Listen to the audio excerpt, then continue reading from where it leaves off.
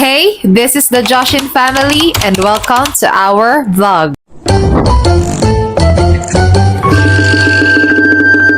Ay, kagaling. Pumipihit-pihit ka pa ng throttle ha. May camera akong nilagay dito sa labas para makita ko kung paano niya naaakyat yung motor. O diba, ang good ng morning.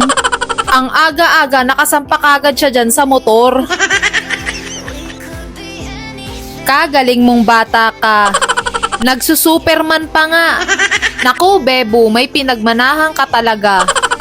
Pauwi na ako neto galing check-up and on this day, nanghingi ako ng request for laboratory. Gusto ko talagang birthday gift sa sarili ko is malamang healthy ako. Tapos ayan, nagbabardagulan na naman tong magkapatid. At eto na naman, Jai, inatake na naman tayo ni Kalimots.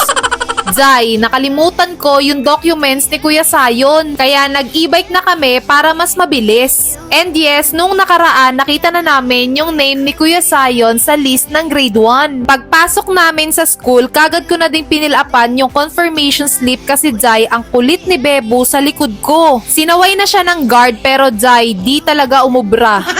Ay Jai, sana lang talaga maintindihan ng teacher yung sulat ko dito na parang kinaykay ng manok sa pagmamadali ko. Nako Jai, naloka talaga ako kay Bebo. Pagkatapos kong mag-fill up, binigay ko na kagad sa mga teachers. Naku Jai, kinakabahan talaga ako sa resulta ng lab test ko. Ano ba yan, Bebo? O diba, iiyak lang saglit tapos wala na, parang walang nangyari. 3 days na ang nakalipas nung nakuhanan ako ng sample. And hindi pa nila nasisend sa email ko yung results. Kaya sinadya na naming puntahan dito sa clinic. Naku Jai, grabe yung kabog ng dibdib ko, para bang lalabas yung puso ko. Para nga mawala yung kaba ko, sabi ko kay Kuya Sayon, videohan niya ako, tapos tatakasan na naman ako nito ni Bebo. This is it, Jai. Hawak ko na ang results ng aking blood test. Sa ngayon, ang napagawa ko pa lang is creatinine, uric acid, etc. kinemberlu. So far, normal naman lahat and ngayon, alam ko na ang blood type ko. Shootakels, Jai, A positive ako. Tama nga yung papa ko, kaya ngayon mas naiintindihan ko na kung bakit maingat sa akin noon yung magulang ko. Masaya ako ngayon sa resulta ng mga test ko, kaya ayan, trinit ko yung mga anak ko ng fries. Tapos nag-grab kami papunta kay daddy. Ay nako, si Bebo, inaaway yung driver dyan. Anyways, andito na kami sa work ni daddy at simula na ang kalbaryo, Jai. Kasi kapag nakagala tong mga tiyanak na to, ay Jai, para silang mga nakawala sa kulungan. Habang naghihintay kami kay daddy na bumaba, pumasok muna kami sa Glorieta. Naku Jai, bakit kasi may mga ganito dito? Mauubos na naman sa kanila yung mga barya ko. Yung isa nangangalikot na ng barya sa bag ko, tapos si Bebo, nako, nagsimula na siya. Hindi talaga sila nagpapaawat, sabing mamaya na lang kapag nandyan na si daddy. Diyos ko Jai, binabato-bato na yung bola.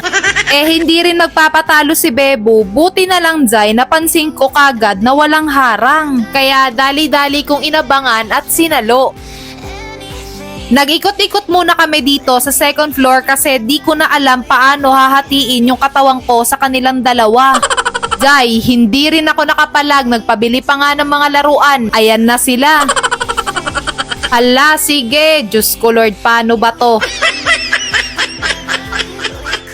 Ay Jai, naloka talaga ako, kaya nag-stress eating talaga ako. Buti na lang, kagad na rin kami pinuntahan ni daddy. Ganito lang kasimple yung pamilya namin, basta ang importante, kumpleto at masaya kami. Kaya naman, thank you Lord sa lahat ng meron kami. Pumunta sa kabilang side si Kuya Sayon, tapos tinakbuhan namin siya.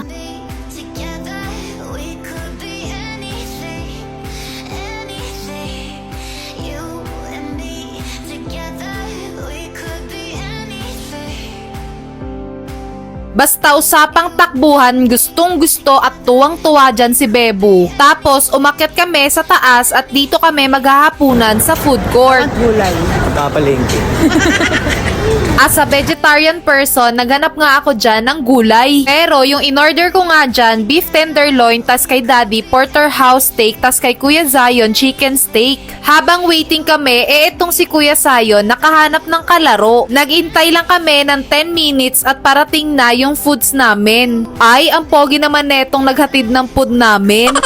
Hello kuya, what's your name? Kuya, can I get your number? Jai, nag-overthink na ako ng malala kasi 3 days na akong delay pero negats naman yung PT ko. Kinakabahan na talaga ako kasi hindi pa pwedeng sundan si Bebo. Jai, dalawa lang sila pero katumbas nila 20 bata Jai na nagpapasaway. Hindi na uubra kung madadagdagan pa. Ngarag-ngarag na talaga ako neto. Sunod-sunod nga yung pag-ulan dito sa amin at kapag ganitong maulan, ang sarap mag-ulam ng mainit na noodles tapos tuyo. Hays, grabe, nakakatakam. Pero pag ganito, Jai, di mo malaman kung mabubuisit o mababaliw ka na. Minsan, napapaisip nga ako, ang sarap niyang ibalik sa matres.